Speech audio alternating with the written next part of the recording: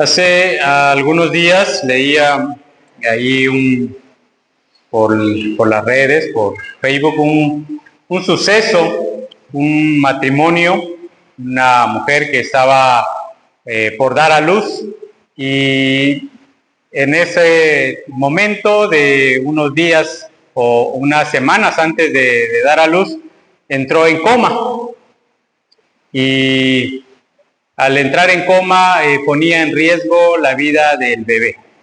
Los médicos le decían al esposo que pensara qué iba a decidir, ¿no? Si la vida de su esposa o de su bebé.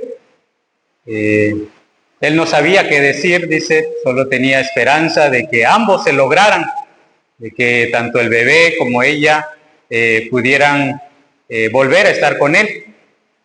Dejó que transcurriera el tiempo, los signos vitales de esta mujer respondieron y pudo lograr dar a luz a su hijo, a su pequeño.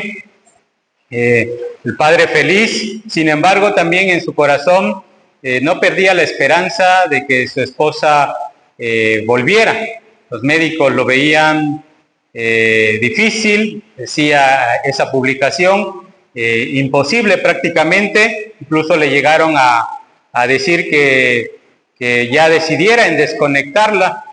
Pasaron unas semanas, él seguía pidiendo a Dios por la vida de su esposa, la familia se unió a orar por ella, y después de unos días dice que la mujer volvió a luz. Y lo que tanto él esperaba, porque era una esperanza tener tanto a su hijo como a su esposa, pues por fin llegó a lo que tanto anhelaba y deseaba, ¿verdad? Tener a los dos juntos agradeciendo a Dios. Y él decía, nunca perdí la esperanza en el Señor. Hoy hablaremos acerca de la esperanza en medio del pecado. Hay esperanza para cuando estamos en medio de una situación de ofensa a Dios, de pecado ante Dios, o hay esperanza en medio también de una circunstancia por la cual tú estés pasando, pero el pasaje nos hablará de una esperanza aún mayor.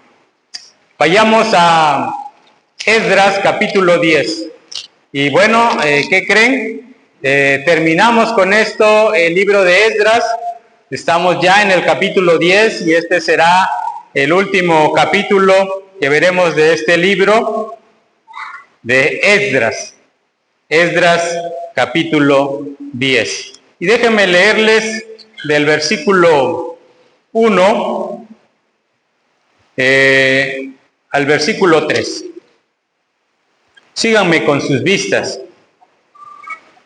Mientras oraba Esdras y hacía confesión, llorando y postrándose delante de la casa de Dios, se juntó a él una muy grande multitud. Una gran multitud de Israel, hombres, mujeres y niños, y lloraba el pueblo amargamente. Entonces respondió Secanías, hijo de Jahiel, de los hijos de Elam, y dijo a Esdras: nosotros hemos pecado contra nuestro Dios, pues tomamos mujeres extranjeras de los pueblos de la tierra, mas a pesar de esto aún hay esperanza para Israel. Ahora pues, hagamos pacto con nuestro Dios.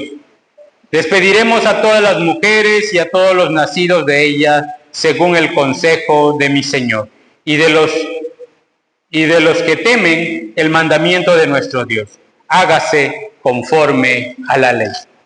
Bueno, veíamos la semana pasada, cuando veíamos el capítulo 9, como Esdras confesaba a Dios las faltas, rasgaba sus vestiduras, entraba en un tiempo de oración y buscando la confesión, buscando el perdón de Dios no solo para él, sino para todo el pueblo. En medio de esta circunstancia, de lo que ellos tenían, presente y que Esdras se encargó de recordarle al pueblo de que había un precepto de Dios, un mandamiento de parte de Dios desde que salieron de Egipto. A sus antepasados se les dijo que tenían que guardarse de los demás pueblos, de no contaminarse con los demás pueblos, incluyendo en ellos a no tomar mujeres de los otros pueblos para no entrar en esa contaminación, ¿verdad? ¿Y cuál era el punto en ese tiempo del pueblo de Israel? La idolatría. Todos los demás pueblos tenían otros dioses, pero uno solo era Dios, el Dios de Israel. El pasaje nos dice que Esdras oraba, y lo primero que quiero que veamos cuando el pecado ha llegado a nuestra vida, a nuestra puerta de nuestra casa o de nuestra vida, es que tenemos que ir al Señor, confesar nuestra falta. Mientras oraba Esdras, dice que él hacía confesión. Él declaraba la falta en la cual había caído el pueblo y también sus faltas de él, quizás no las mismas que los otros líderes, pero también había en él falta, había pecado, y que hacía él confesión. Nos dice también el pasaje que no solo él, ante esto se unió todo el pueblo. Hace un momento, antes de que nuestros pequeños salieran a clase, nuestra intención es que todos como familia iniciemos adorando el culto a Dios, que nuestros niños participen de la alabanza, del canto, de la oración, antes de salir a su clase. El pasaje nos dice que toda la multitud del pueblo de Dios, del pueblo de Israel de ese tiempo, se juntó con Esdras. Y Esdras, el libro, nos va a decir que estaban los hombres, que estaban las mujeres y los niños. Y el pueblo lloraba amargamente. Esto de llorar nos habla de reconocer nuestras faltas. Cuando entramos en un momento de saber que hemos pasado los límites de Dios, que hemos rebasado los mandamientos y que hemos pecado ante Dios y hemos ofendido a nuestro prójimo, cuando nos damos cuenta de ellos, hay un reconocimiento de nuestro pecado. Reconocemos nuestra falta, confesamos, nos arrepentimos como Esdras hace, confiesa al Señor sus pecados. Y no solamente lo hace en un estado de oración ahí, ¿verdad?, balbuceando acerca de sus pecados y solamente en su interior. El pueblo de Israel fue más allá. La oración que Esdras hacía era para que el pueblo realmente conociera y se diera cuenta de sus faltas y de sus pecados, al grado que Secanías le va a decir a Esdras: nosotros, Esdras, hemos pecado contra nuestro Dios.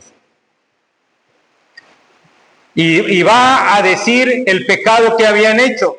Tomamos mujeres extranjeras, ¿sí?, de los pueblos de la tierra.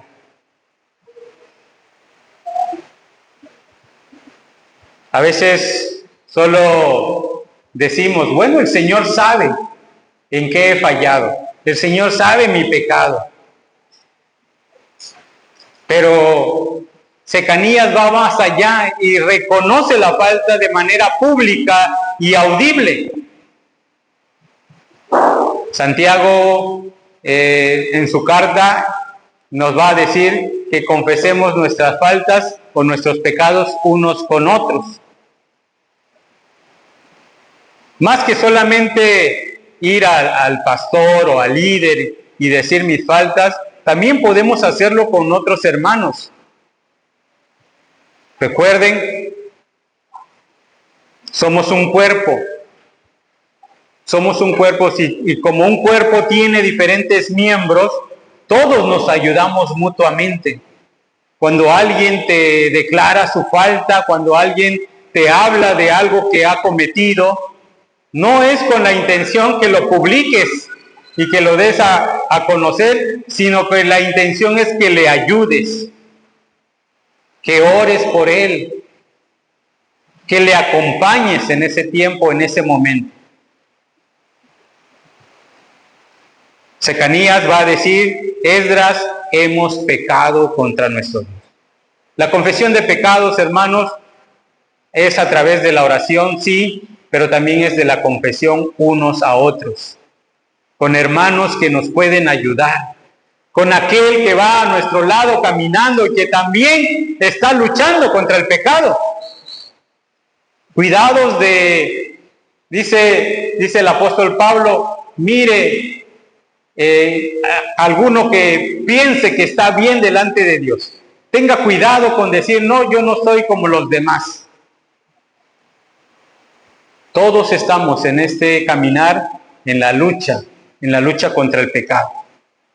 La confesión de pecado habla de infidelidad.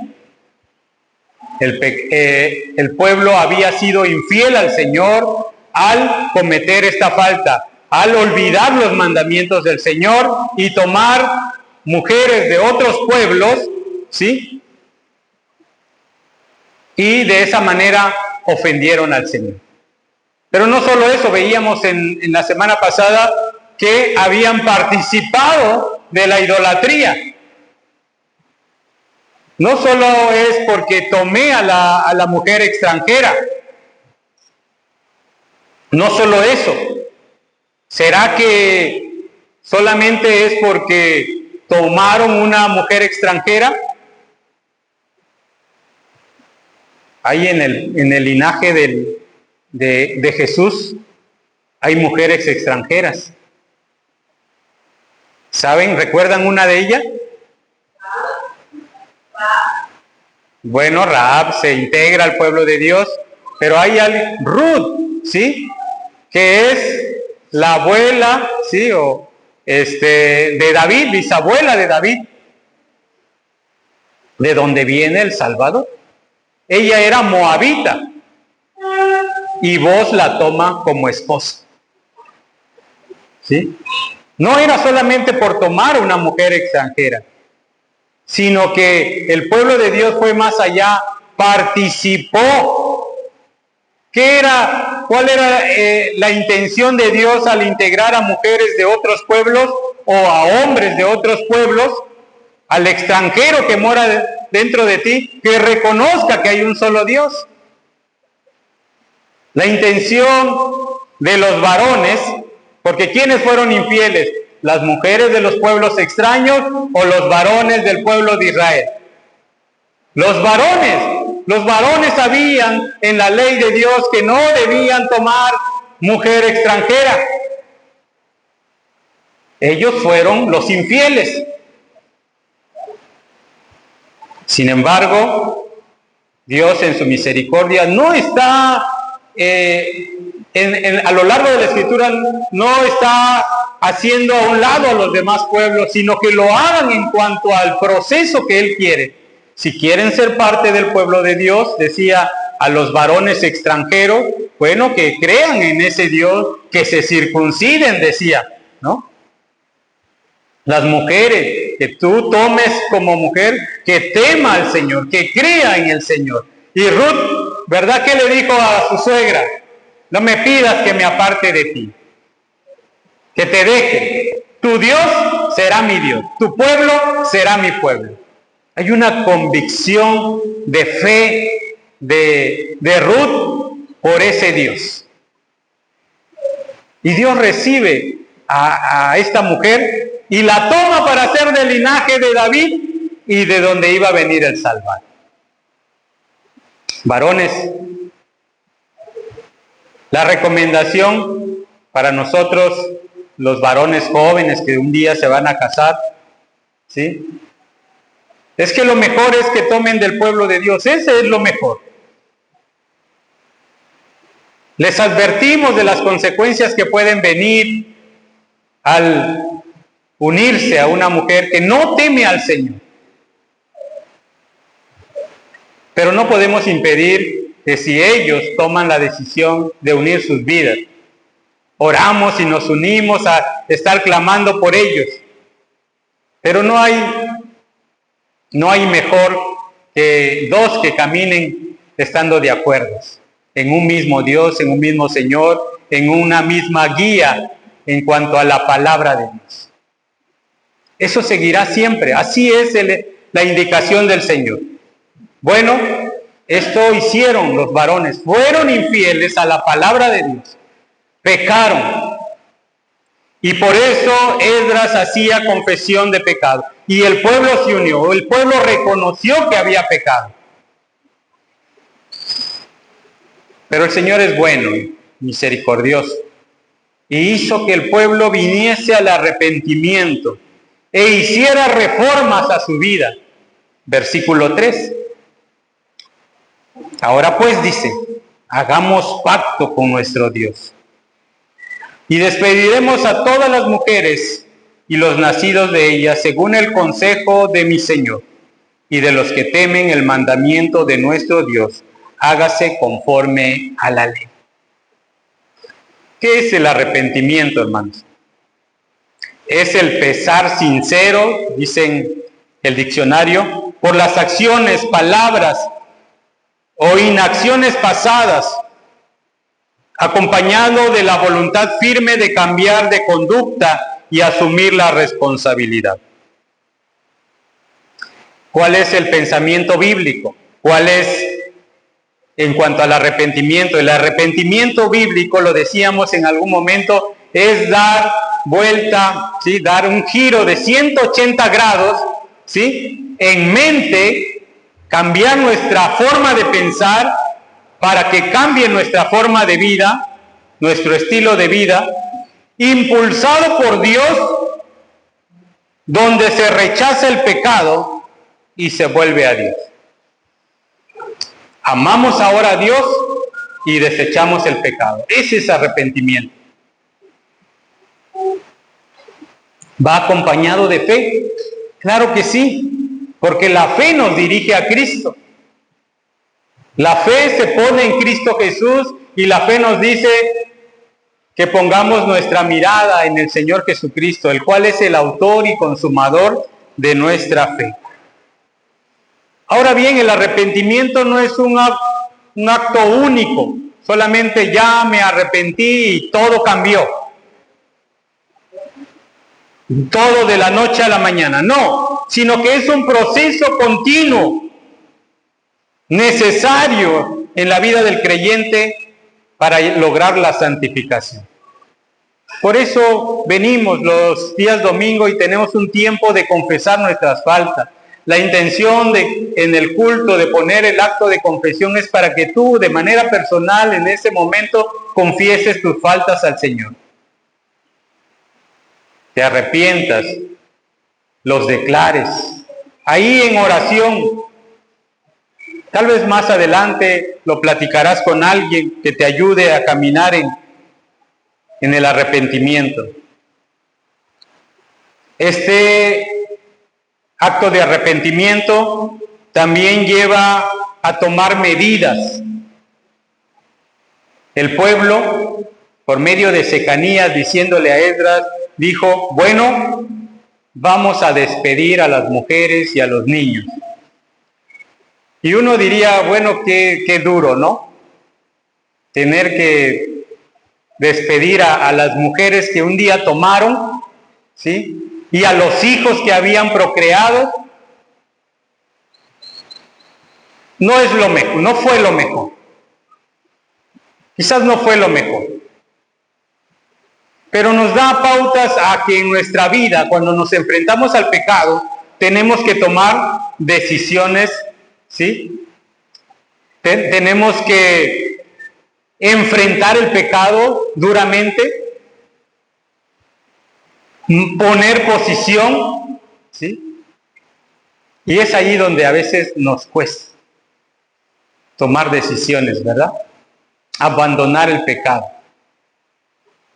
Si hay cosas que nos gustan ver, ¿sí? De escenas a veces en el celular, Pues tenemos que buscar la manera de dejar eso, ¿verdad?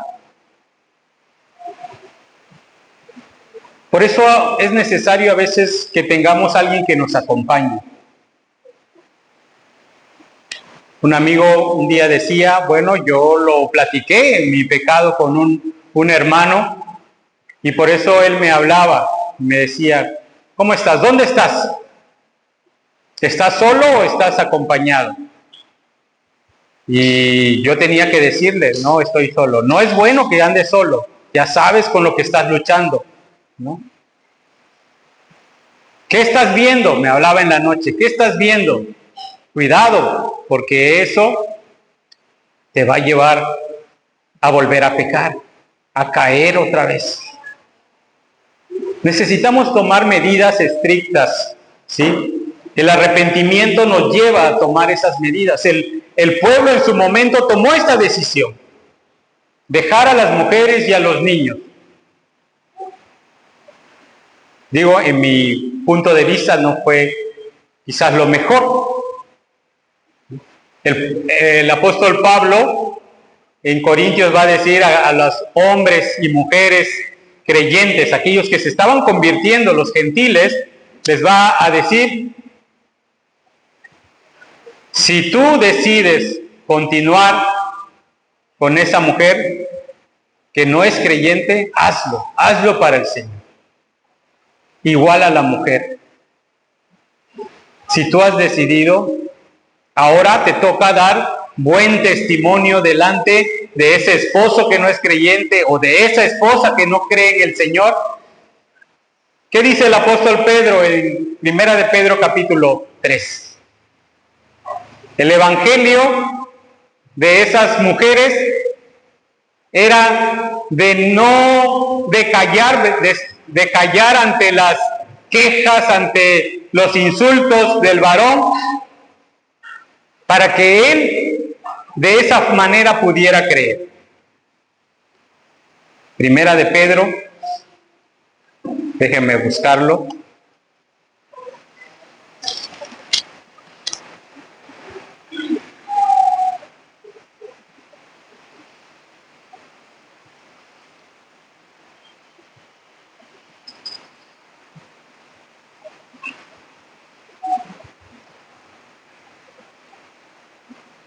Capítulo 3. Maridos, vosotros maridos, igualmente vivid con ellas sabiamente, dando honor a la mujer como a vaso más frágil y como coheredera de la gracia de la vida, para que vuestras oraciones no tengan estorbo. Asimismo, vosotras mujeres, estad sujetas a vuestros maridos, para que también los que no creen, versículo 1, para los que no creen a la palabra, sean ganados sin palabras por la conducta de sus esposas. Un evangelio sin palabra, hermano. Un evangelio donde no es necesario que le estés diciendo, la Biblia dice esto, el texto fulano de tal, sino con la conducta le dice a la mujer. Ganes al esposo que no teme al Señor, que no crea la palabra del Señor. Qué difícil, ¿verdad, hermanas? Pero también varones, mostrando amor, dice aquí, maridos creyentes, amen a la mujer, dándole el honor que se merece, como a vaso más frágil y como a coherederas de la gracia. Ellas también son herederas del reino de Dios. No nada más el varón, no nada más la cabeza, ¿verdad? Sino también ellas. Medidas extremas en el arrepentimiento. Reformas que se den, que sean evidentes. El pueblo tomó sus medidas. Sigamos viendo el pasaje.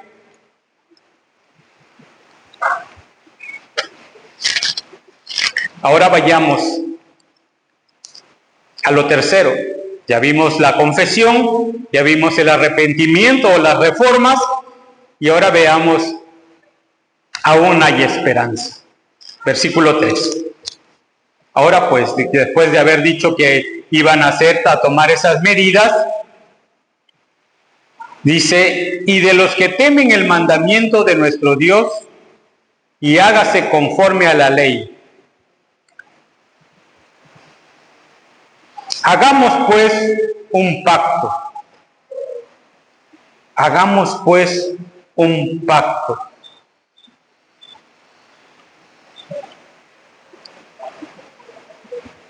Versículo 2 termina diciendo, mas a pesar de esto, aún hay esperanza para Israel. Aún hay esperanza. ¿Y cómo va a ser? Bueno, el versículo 3 nos va a decir que iban a hacer un pacto con el Señor. Nosotros decimos que hay dos pactos. El primero, que fue el pacto de obras. Allá en el huerto del Edén, cuando Dios le dice al hombre que labre, que trabaje, que guarde todo el huerto, que lo trabaje, que disfrute de él, que puede comer de todo el fruto del huerto, pero solo de una cosa no podía hacer: tomar del fruto del huerto, del fruto del árbol que estaba en medio del huerto. De ese no podía comer, porque el día que de él comiere, ciertamente morirá. ¿Qué tenía que hacer el hombre? Cumplir ese mandamiento, no comer de ese fruto. Y así iba a estar en comunión con Dios, así iba a gozar de todo lo que Dios le había dado. ¿Qué pasó? El hombre no cumplió con el mandamiento. Era un pacto de obras. Tú cumples, yo cumplo. Y de ahí vino el pacto de gracia. ¿Qué es el pacto de gracia? Bueno, el pacto de gracia se define como el acuerdo soberano de Dios para salvar a la humanidad. Sí, a esa humanidad pecadora y caída, que había ofendido al Señor. ¿Cómo lo hace el Señor? Ofreciendo gratuitamente vida eterna y salvación por medio de la fe en Cristo Jesús. Lo hace el Señor en su plan perfecto. Ya no entra en un acuerdo con el hombre de si tú cumples, yo te salvo. Si tú cumples, tienes todos los beneficios, todas las bendiciones. No, sino es un pacto entre Él y el Señor Jesucristo, entre Dios, entre la Trinidad. Dios toma la iniciativa buscando al hombre que había pecado, que estaba desnudo ahora por causa del pecado, lo busca, lo cubre de pieles, le da una vestimenta, provee un mediador. En Génesis capítulo 3 va a estar la advertencia, el anuncio del Evangelio, que un día de la simiente de la mujer, de la descendencia de Eva, de Adán, iban a ser el hijo que iba a golpearle en la cabeza a la serpiente, a la simiente de la serpiente. Cristo Jesús estaba anunciado desde el huerto. Ahora, ¿cómo recibimos los beneficios de la salvación? Por medio de la fe en Cristo Jesús, creyendo en Él, depositando nuestra fe en el Señor Jesucristo. ¿Cuál es la promesa? El perdón de todos nuestros pecados. La salvación y la guía del Espíritu Santo siempre, perpetuamente. Este pacto se describe como una relación de un padre con sus hijos. Usted ama a sus hijos, aun cuando desobedecen, aun cuando no quieren algunas cosas que usted le da, no quiere la comida que le ofrece, ¿no? Aun cuando hacen cara, usted ama a su hijo. Aun cuando cometen algunas fechorías en su adolescencia y en su juventud, usted ama a su hijo. No lo ama porque obedece, porque muchas veces los hijos desobedecemos. Si fuera por obras, porque obedecemos, yo creo que no fuese posible que nuestros padres nos amaran de la manera en que nos aman. No, nos aman porque ellos en gracia, en amor, ¿verdad?, están dispuestos a dar todo. Así el Padre Celestial dio su amor gratuito, se entregó completamente enviando a su Hijo Jesucristo a morir por nosotros. El pacto que ellos hicieron era dejar a las mujeres que habían tenido, dejar a los hijos. El pacto que Dios hace hoy con nosotros, con su nuevo pueblo, es no abandonarnos aun cuando pecamos, hermanos. Él permanece fiel.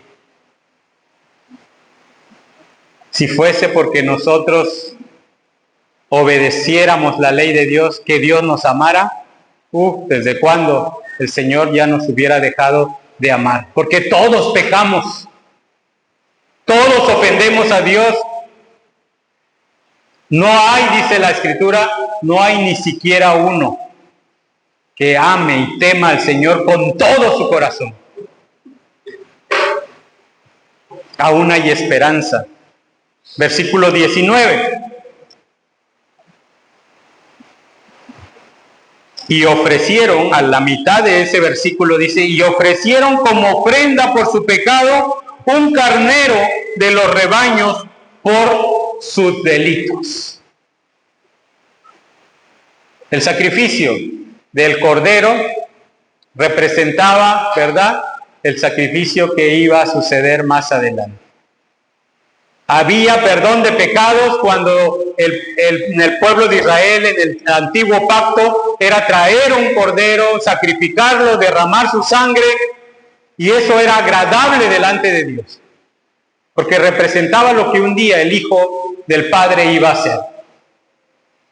Hermanos, hoy es una realidad.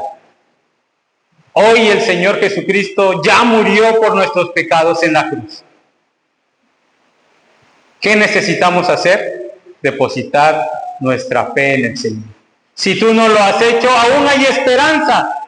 Mientras estás aquí en esta vida, aún hay esperanza. Deposita tu fe en Jesús para que perdone todos tus pecados. Y vengamos al arrepentimiento. Hagamos ahora sí, después de depositar nuestra fe en el Señor Jesús, hagamos reformas a nuestra vida.